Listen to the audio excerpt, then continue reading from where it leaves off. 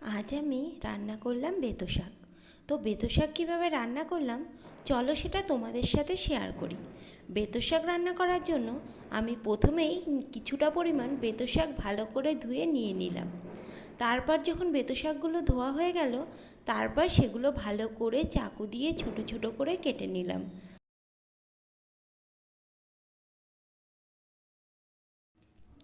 বেতো শাকগুলো সব কাটা হয়ে যাওয়ার পরে বেতো শাকে দেওয়ার জন্য আমি কিছুটা বেগুন আর সিম নিলাম। সেগুলো ছোট ছোট করে ভালো করে টুকরো টুকরো করে কেটে নিলাম।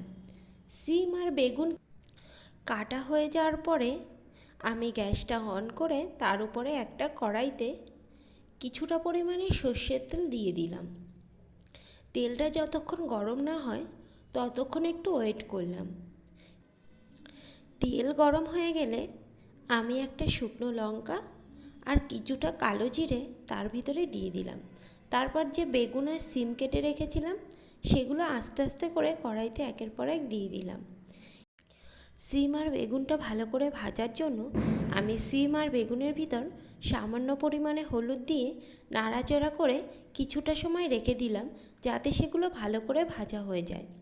সিম আর বেগুনটা যখন দেখলাম ভালো করে ভাজা হয়ে গেছে, তখন যে আমি শাকগুলো কেটে রেখেছিলাম সেগুলো আস্তে আস্তে করে কড়াইতে দিয়ে দিলাম।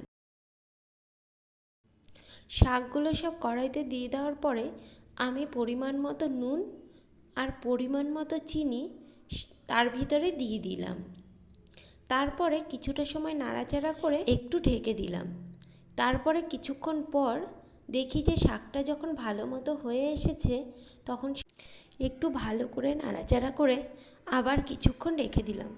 কিছুক্ষণ রেখে দেওয়ার পর দেখছি শাকটা হয়ে এসেছে, তাই আমি একটা পাত্রে সেই শাকটা পুরোপুরি তুলে নিলাম। তো বন্ধুরা, আমার বেতো শাক রান্না তোমাদের কেমন লেগেছে অবশ্যই কমেন্ট করে জানাবে। আর তোমরা কে কে বেতো শাক খেতে পছন্দ করো সেটাও কিন্তু জানাতে ভুলবে না।